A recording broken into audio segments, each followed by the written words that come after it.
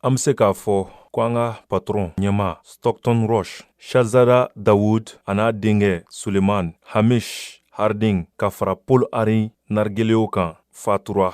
Ocean Gate ye kunnafoni min sɛbɛn a ka kunnafoni kɔnɔna na. Ameriki jamana finitigiw jiko ani jijukɔrɔkow lakodɔnni kow kan. This morning, an ROV, or remote operated vehicle, from the vessel Horizon Arctic. Olu ka fanfɛla la y'a yira k'a fɔ k'u ye jijukɔrɔ bato kofolen fɛn dɔw sɔrɔ ji jukɔrɔ. N'a b'a yira k'a fɔ ko nin bato kofolen kɔni ye gosili pɛrɛntaba dɔ de kɛ ji jukɔrɔ. U kun y'a lase u ka Twitter bɔlɔlɔ kan k'a fɔ ko gosili ninnu kɛra yɔrɔ mun na yera yɔrɔ la u kun bɛ ka ɲinini kɛ yɔrɔ mun na ni jijukɔrɔ bolimafɛn dɔ ye n'u kun bɛ ka mun lasago k'u to gere kan Titanic batoba kɛrɛfɛla la.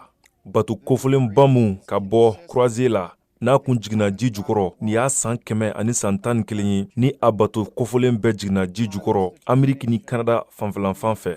Wulikajɔkɛla baw minnu wulila kun y'a yira k'a fɔ ko alamisa nɛgɛ ɲɛ 11 mana tɛmɛ ni sanga 8 ye GMT.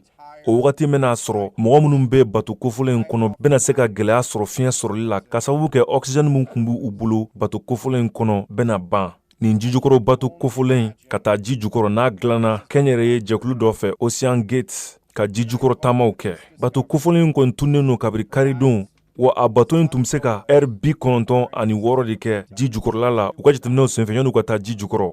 Kunnafoniw y'a yira arabadon k'a fɔ ko mankan dɔw yera ji jukɔrɔ Canada jamana pankuru dɔw fɛ mun ye mɔgɔw nisɔndiya ani ka wulikajɔkɛlaw ni jamana caman minnu bɛ fɛ ka u kisi ɲɛsin o yɔrɔ ma ka sɔrɔ u t'a dɔn mankan bɔra yɔrɔ kelen mun na ji jukɔrɔla la.